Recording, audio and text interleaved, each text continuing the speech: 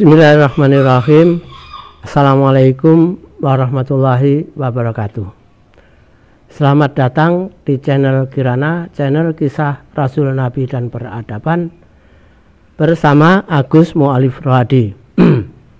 Sebelumnya kita telah mengkisahkan Israel Samaria akhirnya ditaklukkan oleh Sargon II dari Assyria. Itu terjadi sekitar tahun 715 sebelum Masehi, dan banyak yang diperbudak di kota-kota Assyria, tapi juga banyak penduduknya yang lari ya, karena kota-kotanya oleh Assyria ditempatkan orang-orang dari Assyria maupun Babilonia ya. Sehingga mereka lari dari negerinya ya. Tidak bisa ke selatan tapi ke utara ya. Ke utara yaitu melalui Aram dan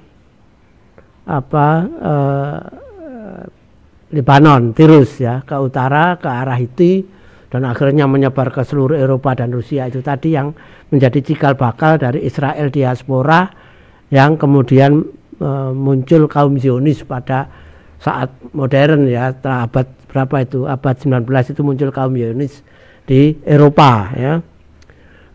Orang-orang dari Polandia yang Thomas Herzl dan Moses Hess ya. Thomas Herzl adalah pencetus Zionis, Moses Hess itu adalah ideolog Zionis ya. Yang akhirnya setelah Perang Dunia Pertama mereka pulang ke negerinya menjadi kaum Zionis Israel ya. Dan setelah Perang Dunia Kedua juga semakin besar, sejak Perang Dunia Kedua semakin banyak, dan akhirnya mereka menguasai negeri Israel saat ini. Pendiri negeri Israel saat ini adalah kaum Zionis itu tadi ya. Itu adalah cikal bakalnya adalah Israel Samaria, yang oleh Allah dalam Quran surat Al-Isra ayat 4-5 ya, bukan 7. Kalau sampai 7 itu nanti hukuman kedua, ini masih hukuman pertama. Hukuman pertama bagi Bani Israel ya.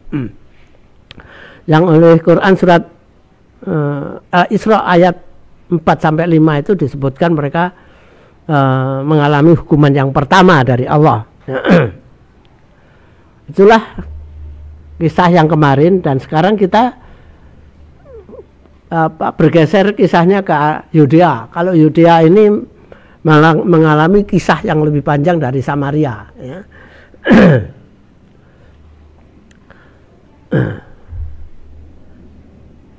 Pada masa Hosea jadi raja Samaria ya, di negeri Yudea rajanya adalah Hizkia ya. Sedang Hizkia pada saat itu adalah orang yang tak tauhid, jadi dia sudah menggantikan Ahaz ya. Hizkia ini menggantikan bapaknya Ahaz, yang Ahaz itu menutup Haikal Sulaiman ya, menyembah berhala. Tapi ketika Ahaz meninggal digantikan anaknya oleh anaknya yang bernama Hizkia bin Ahaz ini. Hizkia kemudian mereformasi kembali negeri Yudea.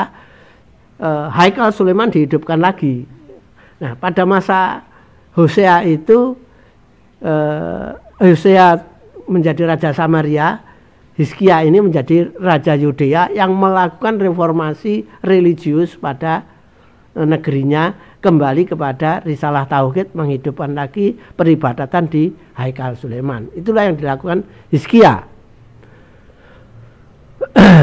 Berhala-berhala yang dibuat oleh bapaknya, yang ditaruh oleh bapaknya, bermacam-macam berhala ya. Berhala Baal ya, ada Baal Peor, ada Baal ini, Baal itu ya, itu dibuang semua oleh Ahaz. Berhala-berhala itu dihancurkan di bukit-bukit tempat pengorbanan ya.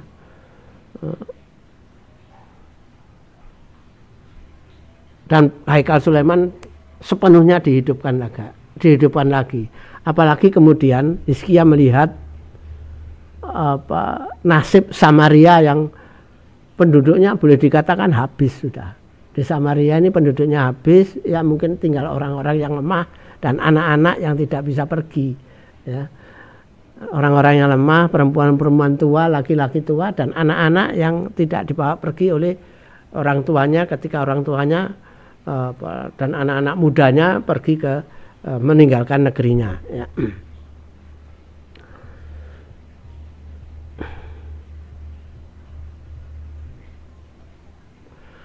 Kitab 2 Tawarikh. Nah, kitab 2 Tawarikh 2 ayat 29 sampai 31 pasal bukan ayat. Kitab 2 Tawarikh pasal 29 sampai 31 menyebutkan bahwa sejak Hizkia menggantikan bapaknya yaitu Ahaz ya, langsung memfusikan lagi Bait El Sulaiman yang telah lama diterlantarkan oleh Ahaz bapaknya itu ya. Hizkia ketika melihat apa yang terjadi di Samaria, kemudian mengumpulkan seluruh rakyatnya ke Yerusalem, ke Haikal Sulaiman, kemudian mengingatkan rakyatnya apa yang terjadi pada saudara-saudaranya dari Samaria yang telah dihukum Allah. Ya. Mereka diperbudak di negeri lain dan mereka pergi lari dari negerinya, sebagian lagi pergi dari negerinya ya.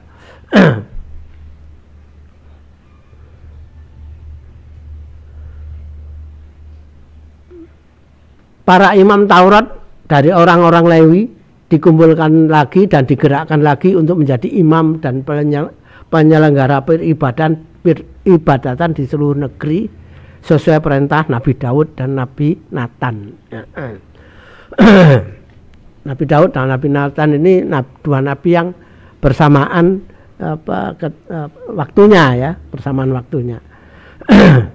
Jadi pada masa Nabi Daud ya. Peralatan-peralatan yang telah disingkirkan oleh bapaknya Ahaz diambil lagi ya, difungsikan lagi ya. Jadi peralatan ibadah itu difungsikan lagi. Demikian pula penyelenggaraan kurban bakaran di halaman Haikal Sulaiman dengan menggunakan perkakas pengorbanan sebagaimana yang tercantum dalam kitab Taurat difungsikan lagi. Ya. Tentu langkah Hizkia ini sangat didukung oleh para imam Haikal Sulaiman yang telah lama hanya bisa berbeda secara sederhana tanpa menggunakan peralatan dan perlengkapan peribadatan sebagaimana yang tertulis pada Taurat. Jadi para imam ini hanya bisa mengajar di luar Haikal Sulaiman, melakukan peribadatan di luar Haikal Sulaiman ya. Karena Haikal Sulaiman ditutup oleh Ahaz pada masa itu. Rakyat Yudea yang melihat kehancuran Samaria tentu juga mendukung, mereka takut juga atas hukuman Allah yang diingatkan oleh Hizkia itu ya.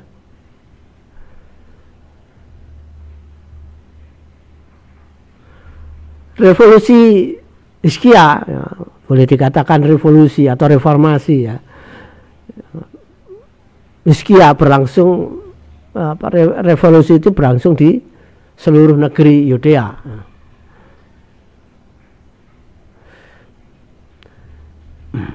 Jadi semua peralatan dikembalikan di tempatnya lagi, termasuk mezbah untuk korban bakaran telah diletakkan lagi di tempatnya yang semula di Haikal Sulaiman ya.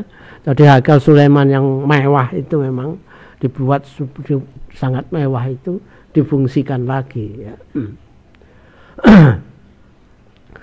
Hizkia juga berniat melaksanakan lagi perayaan Hari Paskah.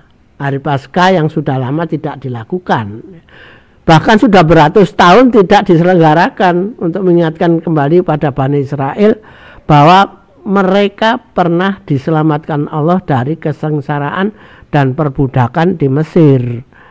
Jadi Paskah ini dihidupkan lagi, hari raya Paskah. Jadi sudah lama ini bangsa Yudea juga sudah melupakan hari raya Paskah itu sudah lama. Dan akhirnya dihidupkan lagi baru pada masa Hizkia ini. Ya itulah memang tidak taat memegang risalahnya, jadi akhirnya seperti itu. Tapi Hizkia ini kemudian menyelenggarakan lagi hari raya Paskah. Ya. Hari raya Paskah ini hari raya memperingati keselamatan anak sulung ketika di Mesir. Ya, ketika Allah menghukum seluruh anak sulung di Mesir, anak sulung Mesir meninggal semua kecuali anak sulung Bani Israel bisa selamat karena ada upacara kurban. Ya. Upacara kurban menyembelih kambing dan darahnya dioleskan di pintu-pintu, ya, di tiang-tiang pintu, jendela dan sebagainya. Darah kurban itu. Nah, itulah yang diperingati sebagai hari raya Paskah. Ya.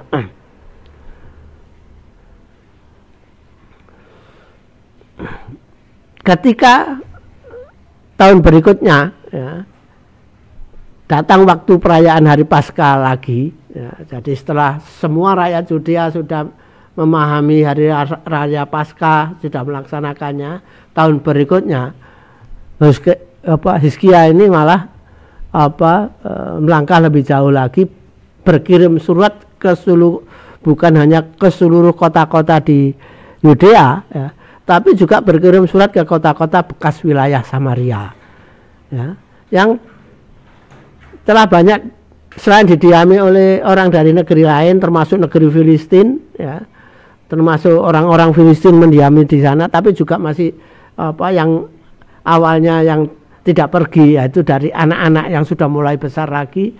Mereka ini mendapatkan surat, ya, mendapatkan pemberitahuan dari Hizkia bahwa Yudea melakukan perayaan hari Paskah. Jadi Hizkia ini mengundang dari penduduk Samaria yang sudah tidak ada negeri Samaria, tapi penduduk di kota-kota bekas negeri Samaria untuk datang ke Yerusalem merayakan hari Paskah, melaksanakan ajaran agamanya, ya.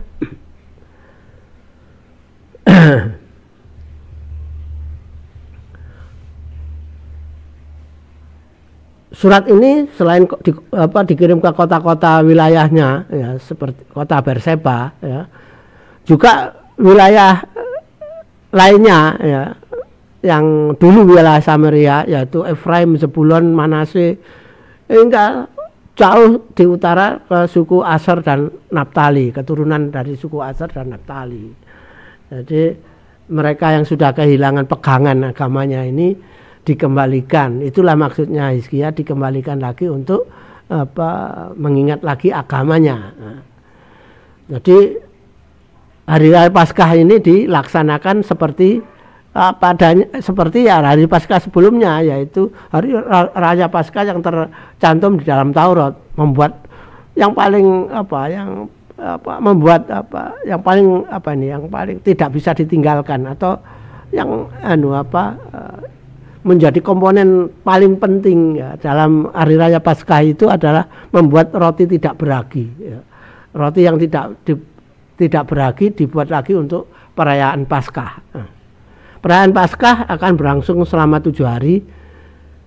Hizkia juga mengatur kembali sumbangan dan membenahi rumah-rumah atau bilik-bilik tempat tinggal di rumah peribadatan untuk suku Lewi. Jadi suku Lewi ini ditempatkan lagi seperti hanya yang tercantum di dalam Taurat, bahwa suku Lewi lah penyelenggara kegiatan keagamaan, ya. Mulai dari imam dan semua unsur pelaksanaan peribadatan dari suku Lewi itu dikembalikan lagi. Ada unsur penyanyi, ada unsur macam-macam, ya. Ada unsur penyanyi, ada macam-macam itu, ya. Ada yang penyedia ini, penyedia itu semuanya dihidupkan lagi oleh Raja Hizkia, ya.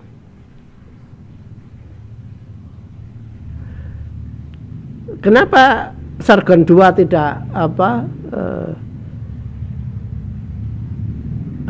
bereaksi terhadap apa yang dilakukan Hizkia? Karena selama ini Yudea kan tertib, ya, tidak seperti Samaria, tertib membayar upeti ke Assyria, ya. Demikian juga pada masa Sargon II, Yudea ini tetap tertib membayar upeti ke Assyria. Ya. Demikian pula Hizkia itu membayar tertib ke upeti secara tertib ke Assyria, sehingga hal itu menunjukkan bahwa Hizkia tidak mempunyai keinginan untuk tidak menunjukkan untuk melakukan pemberontakan atau melepaskan diri dari Assyria, sehingga Sargon II tidak memperhatikan apa yang dilakukan Hizkia dengan kembali pada agamanya itu. Ini adalah lukisan Hizkia mengumpulkan rakyatnya agar kembali melaksanakan risalah tauhid dan perayaan-perayaan keagamaannya. Ya.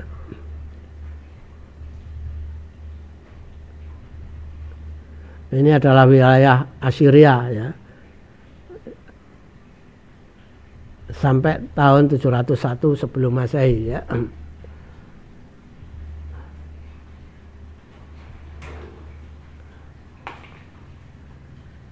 Yang wilayah hijau itu negeri taklukan, sedangkan wilayah Assyria sebenarnya adalah yang warna ungu, ya.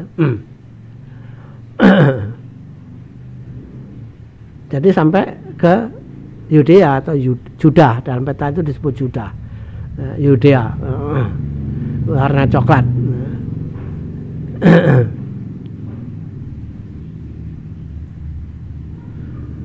Sargon II telah menghapus peta kerajaan Israel Samaria, kemudian disibukkan oleh adanya gangguan dari kerajaan Aram. Aram mulai mengganggu lagi Assyria, ya, yang bekerja sama dengan orang-orang Hamad menantang Assyria di Karkar. Jadi ini agak menyimpang sedikit dari apa yang terjadi di Yudea. Sargon II melihat gangguan ini penting dihadapi karena wilayah tersebut sangat berdekatan dengan Assyria, ya. Jadi Karkar itu memang sangat berdekatan dengan Assyria. Hamad, ya, dekat Hamad, ya. Karkar itu dekat Hamad.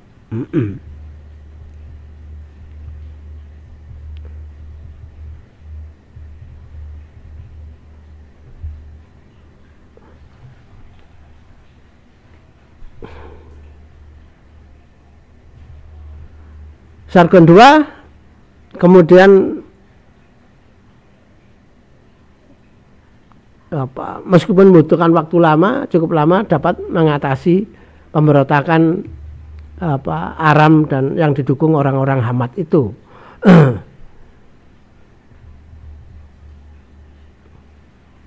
Bahkan untuk betul-betul wilayah itu tidak memberontak lagi, Sargon II kemudian bukan hanya menghancur-leburkan wilayah Aram, ya, tapi juga sampai ke Siprus. Jadi supaya mereka tidak sempat berkonsolidasi. Jadi sampai Siprus pun banyak kota-kotanya yang dihancur-leburkan.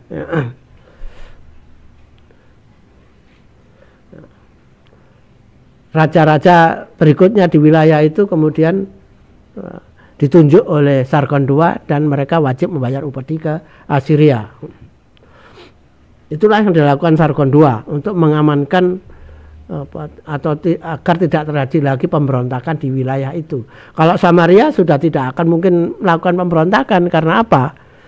Penguasanya justru dari orang-orang Assyria dan Babilonia, sehingga tidak mungkin melakukan pemberontakan. Tapi Aram pada masa itu tidak.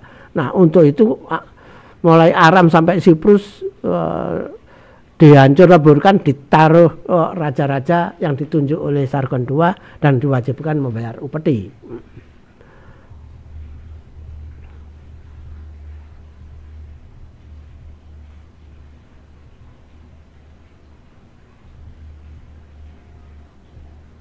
Masih banyak yang dilakukan oleh Sargon II, ya, hingga akhirnya Sargon II meninggal, ya. Sampai Sargon II ini meninggal, ya. Sampai Sargon II meninggal ini kesibukannya sangat banyak terutama perang, ya, di banyak wilayah, termasuk di wilayah pemberontakan lagi di Urartu dan sebagainya, muncul pemberontakan, tapi semuanya dapat diselesaikan oleh Sargon II. Tiba-tiba meninggal pada tahun 704 sebelum Masehi dan tahtanya dipegang oleh anaknya, yaitu Sankerib atau Sanherib. Sargon II ini ya, karena kehebatannya perang ya, dalam berperang, sehingga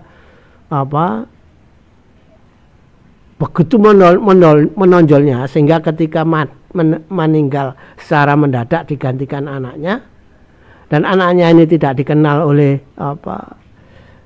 negeri-negeri lain. Nah ini kemudian ya itu tadi biasa kalau pergantian kekuasaan itu ya menimbulkan gesekan di elit kerajaan. Ya, Sanherib sibuk menyelesaikan persoalan di internal kerajaannya agar tidak terjadi kudeta. Ya. Ya.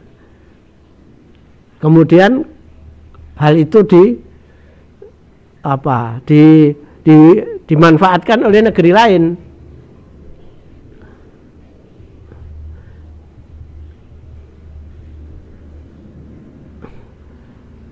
Salah satu yang memanfaatkan perubahan kekuasaan dari Sargon II kepada Sanherib ini adalah wilayah Elam, wilayah Kaldea. Ya. Kaldea ini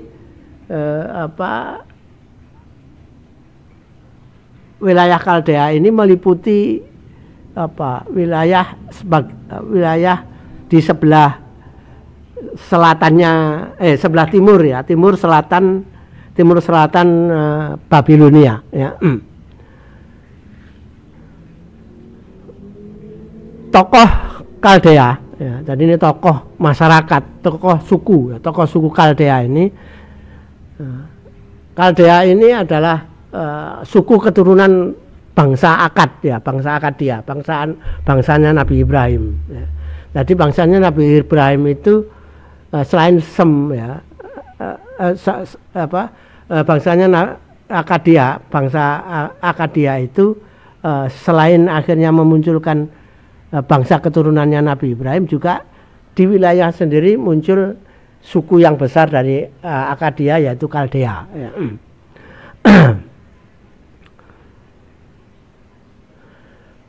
Tokohnya tokoh suku Kaldea yaitu Merodach Baladan, kepala suku yang terbesar dari suku Kaldea, yaitu suku Bit Yakin ya, suku Bit Yakin. Jadi Kaldea sendiri banyak suku, dan suku terbesarnya adalah Bit Yakin ya, yang kepala sukunya adalah Merodach Baladan. Ini meneriakkan kemerdekaan dari negeri Assyria. Merodach Baladan mengorganisir pemberontakan pada Sargon II untuk merebut Babilonia. Namun kalah ya, namanya suku ya, masih kalah besar dengan Assyria. Akhirnya kalah ya. Namun diampuni ya, dianggap kecil wong suku, diampuni oleh Assyria ya. Ya karena menyerah terus diampuni, tapi negerinya tetap menjadi jajahan Assyria.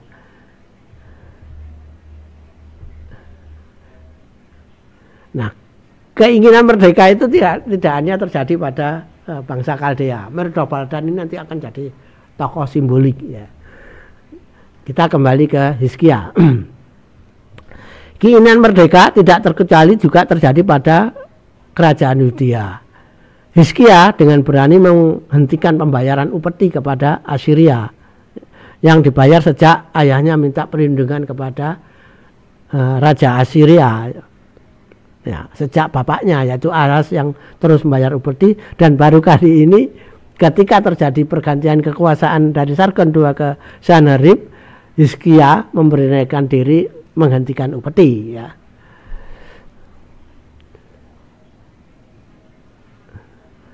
Tidak hanya berhenti sampai di situ, Hizkia kemudian menggerakkan pasukan Yudea merebut wilayah Samaria dan mengusir orang-orang yang ditempatkan oleh Sargon II di Samaria. Nah, Hizkia juga mengejar puak-puak suku Filistin yang berada di Samaria, ya, yang mereka masuk ke wilayah Samaria sejak Sargon II berkuasa, sehingga kaum Filistin leluasa memasuki wilayah Israel Samaria. Nah, ini pada masa pergantian Sargon II ke Sanherib ini dimanfaatkan Hizkia untuk memberhentikan upeti dan menyerang kota-kota di Israel Samaria, ya, kemudian mengusir orang-orangnya Sargon II, ya, mengusir orang-orang asing di Samaria agar kembali ke negerinya masing-masing, ya, termasuk puak-puak suku Filistin ini diusir semua oleh Hizkia. Orang-orang Filistin ini kemudian kembali ke negerinya, yaitu ke wilayah Gaza. Berhasil, Hizkia ini berhasil mengusir orang-orangnya Sargon II itu dan mengusir orang Filistin ke Gaza lagi, ya, berhasil. Namun kemudian Hizkia juga diperingatkan oleh pembesar istana, ya, yang mengingatkan bahwa Sanherib bukanlah raja yang lemah. Orang ini adalah nabi, ya, nabi dari Israel Yudea. Namanya adalah Yesaya. Terkenal bangsa Yahudi dan kaum Yahudi dan kaum pemeluk Kristen itu sangat mengenal nabi yang disebut Nabi Yesaya ben Amon, ya. Kalau orang Kristen mengenal, ya, dari nubuat Yesaya ini muncul Yesus, ya. Mengenal Yesaya dari tentang Yesus. Tapi Yesaya ini adalah nabi Bani Israel dari Israel Yudea, ya. Namanya ya adalah Yesaya bin Amos, yang mengingatkan pada Raja Hizkia bahwa Sanherib bukanlah raja yang lemah, dan Hizkia harus mempertimbangkan betul bahwa Sanherib akan melakukan sesuatu kepada negeri Yudea, ya.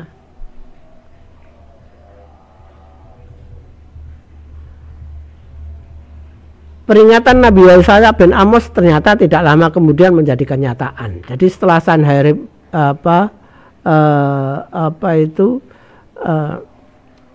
menyelesaikan konsolidasi kekuasaannya di Assyria, ya, kemudian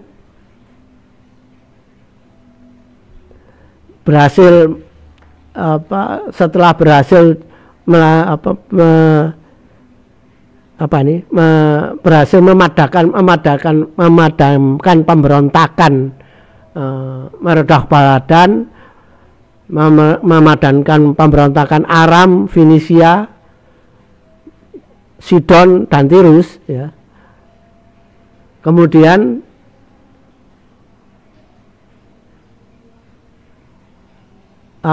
mulai pasukannya ini diarahkan ke Yudea, ya.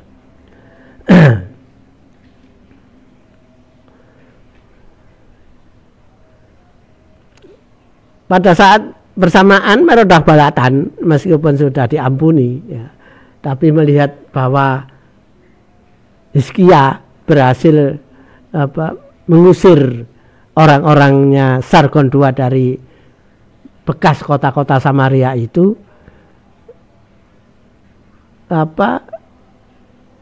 membangun komunikasi yang erat dengan Hizkia.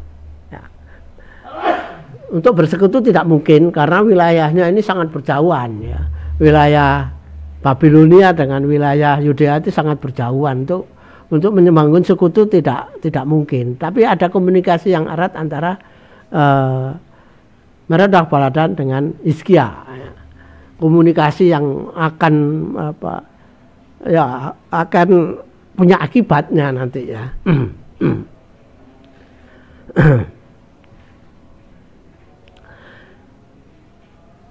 Ketika Sanherib bisa menyelesaikan menghadapkan pemberontakan itu, akhirnya ya tinggal Hizkia sendirian karena wilayah yang lain sudah dipadamkan ya. Tinggal Hizkia sendirian menunggu dengan penuh kekhawatiran akan datangnya pasukan Assyria ke kerajaan Yudea. Ya. Kitab 2 Raja-Raja pasal 18 ayat 14 sampai 37 dan pasal 19 ayat 1 sampai 37, jadi banyak kitab, banyak ayat. Selain kitab 2 Raja-Raja juga kitab 2 Tawarikh pasal 32 ayat 1 sampai 23. Jadi saya merangkum banyak ayat di dalam kitab 2 Raja-Raja maupun kitab 2 Tawarikh ya untuk mengkisahkan ini ya. Menyebutkan bahwa pada tahun ke-14 masa pemerintahan Raja Hizkia, jadi sudah cukup lama, jadi konsolidasinya Assyria ini juga lama, memadamkan pemberontakan ini juga sudah cukup butuh waktu yang lama, sehingga pada masa Raja Hizkia pada memerintah pada tahun ke-14 ya, Sanherib mulai menggerakkan rombongan bala tentara sebanyak 185.000 orang. Luar biasa Sanherib ini mampu menggerakkan pasukan 185.000 orang. Tentu ini didukung oleh suatu kekayaan yang sangat besar, logistik yang sangat besar, peralatan perang yang sangat besar pula. Nah, jadi luar biasa untuk hanguskan Yudea ini. Dia mengirim sampai 185.000 orang. Dia ingin sekali pukul selesai Yudea. Nah, tentu dia berkaca pada apa yang terjadi pada wilayah-wilayah lainnya pada masa Sargon II, dulu Samaria memberontak itu. Ini juga ingin satu pukul selesai. Sanherib juga berpikir bahwa Mesir juga ikut membantu Yudea. Bisa jadi Mesir membantu Yudea. Jadi dia mengerahkan pasukan yang sangat besar, 185.000 orang yang dikerahkan itu dari kitab-kitab tersebut menyebut 185.000 orang dikerahkan oleh Sanherib menuju Yudea.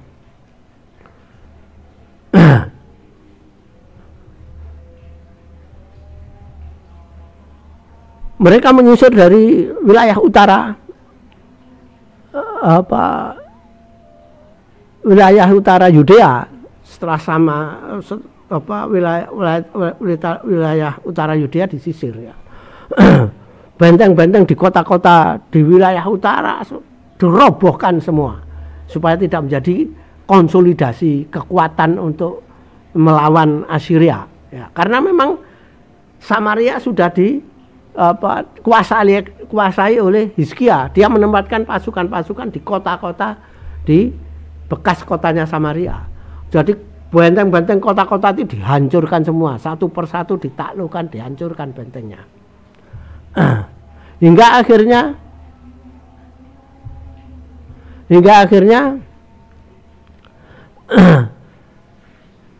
tentara Asyur kemudian bergerak ke Yerusalem untuk menyerang kota Yerusalem.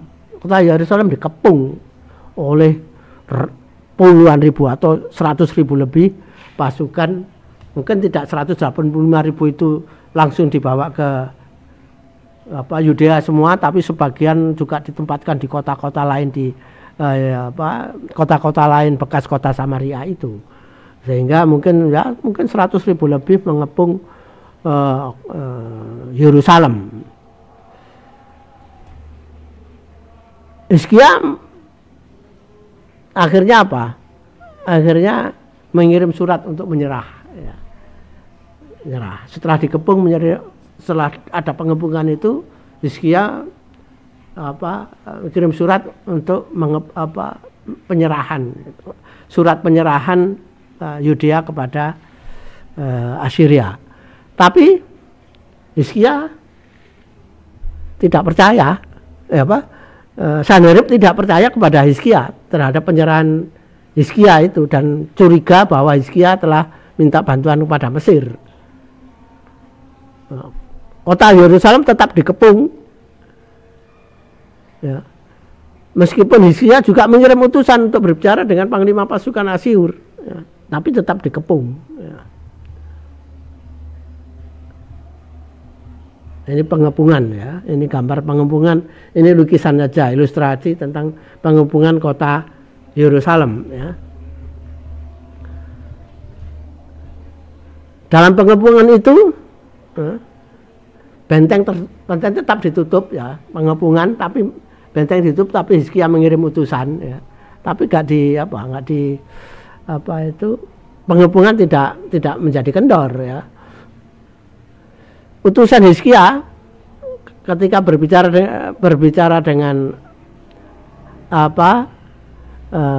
panglima Assyria atau Asyur, berbicara dalam bahasa Aram, bukan bahasa Ibrani.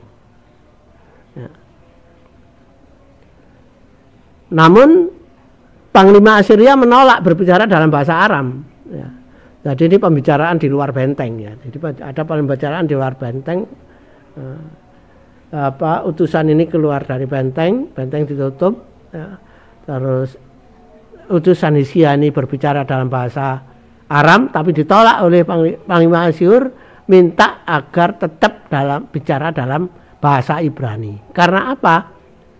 Karena di atas benteng banyak rakyat dan pasukan Yudea menyaksikan pembicaraan pembicaraan penyerahan ya, pembicaraan tentang syarat-syarat penyerahan pada Sanherib ya, yang dalam berbicara itu utusan Raja Hizkia ini berbicara dalam bahasa Aram, tapi tidak mau panglima Asyur tidak mau dan minta tetap dalam bahasa Ibrani. Kenapa demikian? Karena supaya didengar oleh pasukan Yudea yang ada di atas benteng maupun rakyat Yudea yang menyaksikan dari atas benteng menyaksikan pembicaraan perjanjian itu.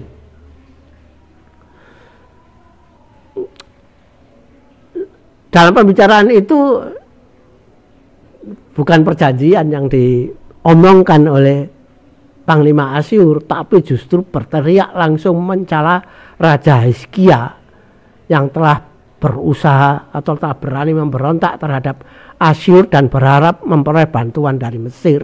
Jadi sudah Asyur sudah menduga bahwa Hizkia akan minta bantuan kepada Mesir.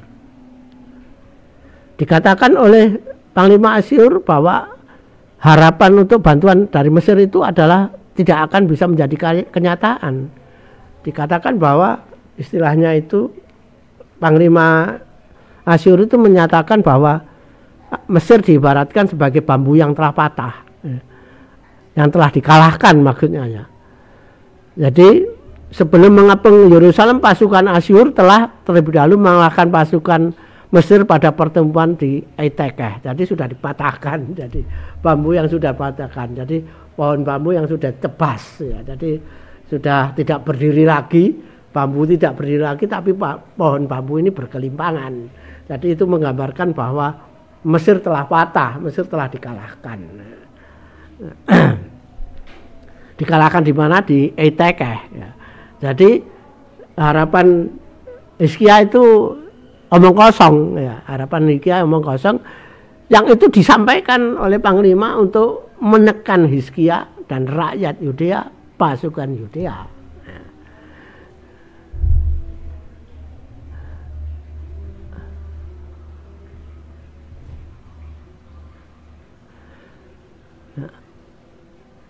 Dengan nada apa ini ya? Dengan nada mengejek ya, dengan nada mengejek lah, dengan ada pertanyaan yang mengejek, menghina ya, dengan ada yang menghina, panglima Asyur ini bertanya kepada utusan Hizkia dengan berteriak supaya didengar ya. Apa yang dimaui dengan perjanjian itu? Mau perjanjian apa? Mau kalah kok mau buat perjanjian? Nah kan gitu. Kamu ini kalah kok mau bikin perjanjian. Meskipun bentengmu masih tertutup, kamu ini pada posisi kalah, posisi lemah. Kalau kok mau membuat perjanjian, intinya adalah seperti itu. Dari dihinalah utusan itu di depan pasukannya maupun rajanya.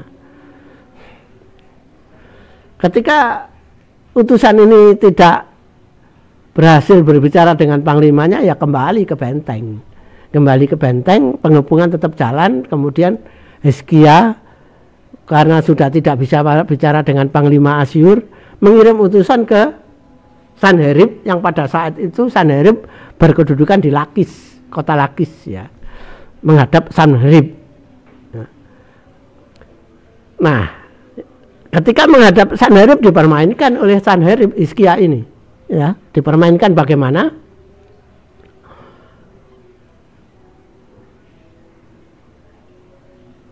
Permintaan penyerahan itu diterima oleh Sanherib, yaitu dengan syarat menyerahkan 30 talenta emas dan 300 talenta perak. Saya tidak mengerti persis bagaimana yang disebut ukuran talenta ya, tidak mengerti persis, tapi itu adalah yang tercatat dalam kitab suci. Jadi permintaan Sanherib ini yaitu 30 talenta emas dan 300 talenta perak yang semuanya dipenuhi oleh Hizkia. Untuk memenuhi itu ternyata Hizkia ini sampai harus mengambil emas dan perak yang menempel di bangunan istana dan Haikal Sulaiman. Jadi besar ya. Jadi 330 talenta emas dan 300 talenta perak ini tidak hanya bisa dipenuhi oleh kekayaan istana ya, tapi juga mengambil mengambil dari emas-emas yang menempel di dinding di dinding Haikal Sulaiman. Dulu pada masa Raja Sulaiman itu kekayaan perang ya, peralatan perang itu sampai digambarkan mempunyai 200 perisai terbuat dari emas, perisai besar terbuat dari emas, 200 perisai ya. Pasukan Nabi Sulaiman itu mempunyai 200 perisai besar dan ribuan perisai bundar ya, ribuan yang perisai bundar ini ya, yang digunakan itu mengelilingi lengan sampai ke jari-jari itu ya, dipegang gini. Jadi bunder gini, bunder. Kalau yang perisai besar itu yang sampai ke melindungi tubuh ya. Kalau ini hanya di tangan ya. Yang bundar ini jumlahnya ribuan. Jadi sangat besar kekayaan dalam bentuk emas ini. Di kitab Tawarikh disebutkan seperti itu kekayaannya pada masa Nabi Sulaiman. Ya. Jadi tidak hanya cukup dipenuhi oleh kekayaan istana, tapi juga masih mengambil kekayaan dari mengambil dari Haikal Sulaiman untuk memenuhi yang namanya 30 talenta emas dan 300 talenta perak itu. Setelah permintaan Sanherib diberikan, tapi Sanherib juga belum mengampuni Hizkia ya. Dan tetap menuntut perjanjian ya. Menuntut perjanjian, istananya masih Yerusalem masih dalam keadaan terkepung. Sudah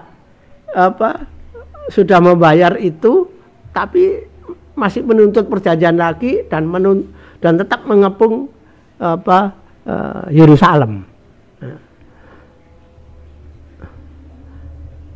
Setelah itu kemudian apa? Kemudian sebelumnya Hizkia ini kan menaklukkan raja-raja puak-puak Filistin ya, puak-puak Filistin yang ada di Samaria ya, yang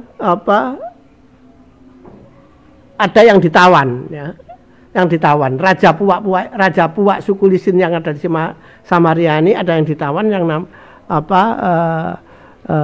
yang berkedudukan di Ekron ya, raja Ekron ini ditawan. Raja Ekron ini oleh Sanherib diminta untuk dibebaskan, dan dijadikan sekutu di Ekron lagi ya, ditaruh di Ekron lagi oleh Sanherib untuk menjadi pengawasnya Yudea ya. Jadi bukan kerajaan Filistinnya, tapi Puak Filistin yang di Ekron ini dihidupkan lagi oleh Sanherib, rajanya diminta dibebaskan, dan itu dibebaskan oleh Hizkia, ditempatkan sebagai sekutu Assyria untuk mengawasi Yudea. Namun tekanan Sanherib setelah membebaskan raja Filistin juga tidak berhenti ya, tetap dikepung. Menghadapi tekanan seperti itu, kemudian Hizkia pergi ke Bait El Sulaiman. Nah, baru dia sadar untuk kembali kepada Haikal Sulaiman, meminta berdoa di sana, ya, meminta pertolongan Allah, mengeluhkan beratnya tekanan Sanherib, dan meminta keselamatan atas negeri dan rakyatnya, ya, meminta keselamatan Bani Israel di Yerusalem dan seluruh wilayah Yudea. Nabi Yesaya bin Amos mendengar doa Hizkia itu. Ketika Yesaya telah mendengar doa itu, kemudian menerima wahyu dari Allah ya, yang menjawab doa Hizkia. Nabi Yesaya kemudian setelah mendapatkan wahyu itu mengirim utusan kepada Raja Hizkia. Wahyu itu menyatakan bahwa Asyur tidak akan menyerang kota Yerusalem, dan pelantar Asyur akan pulang ke negerinya melalui jalan yang sama ketika mereka datang. Wahyu itu tertuang dalam kitab 2 Raja-Raja pasal 19 ayat 14 sampai 34. Nah, setelah Nabi Yesaya menginformasikan kepada Hizkia tentang itu, ternyata keesokan harinya tiba-tiba sebagian besar tentara Asyur telah menemui kematiannya. Ini suatu peristiwa yang yang memang sui dinalar. Sebagian besar tentara Assyria pengepung kota Yerusalem tiba-tiba menemui kematian. Sejarah tidak bisa, arkeologis tidak bisa menelusuri apa yang terjadi pada Yerusalem yang tertuang dalam ayat tersebut. Tapi diperkirakan bahwa pasukan Asyur diserang Hamatikus yang merusak semua peralatan perang ya, dan menggigit pasukan Assyria sehingga menemui kematiannya. Itu yang dituliskan dalam bukan analisa, tapi ini perkiraan ya, perkiraan yang terjadi pada pasukan kerajaan Asyur itu. Jadi ini sejarah yang hanya menduga-duga ya. Yang menduga-duga tikuslah yang justru mengalahkan pasukan Asyur ya.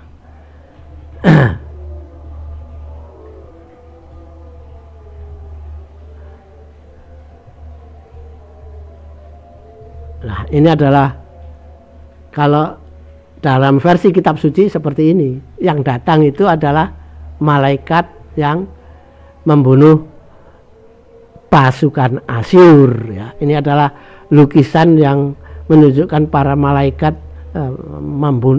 malaikat membunuh pasukan Asyur ya. Dalam waktu semalam habislah itu pasukan Assyria, dan sisanya kembali ke Assyria. Nah, itulah yang terjadi pada pasukan Assyria, sehingga lepaslah pengepungan pasukan Assyria terhadap kota Yerusalem. Sanherib mendapat laporan itu tentu kaget. Bagaimana puluhan ribu atau bahkan ratus ribu pasukannya dalam waktu semalam tiba-tiba mati mendadak. Ya. Tentu mengagetkan dan tidak bisa berbuat apa-apa Sanharip karena memang pasukannya tinggal sedikit dan sudah hancur mentalnya, terus kemudian pulang ke negeri Aram. Jadi balik lagi seperti ketika dia menempuh jalan ketika dia datang. Ayatnya berbunyi seperti itu. Maka loloslah Yerusalem dari kepungan Assyria. Ya. Untuk sementara demikian, ya. Untuk sementara demikian bahwa Sanharip Yerusalem lolos dari kepungan pasukan Assyria. Sementara Yudea selamat, ya. Sementara, ya. Hukuman Allah yang pertama berarti belum jatuh, ya. Bagaimana proses selanjutnya tentang jatuhnya tentang azab kepada Yudea, nanti kita akan lanjutkan pada kisah berikutnya. Demikian yang bisa saya sampaikan, mudah-mudahan bermanfaat, bisa menambahkan wawasan. Billahi taufik wal hidayah. Wassalamualaikum warahmatullahi wabarakatuh.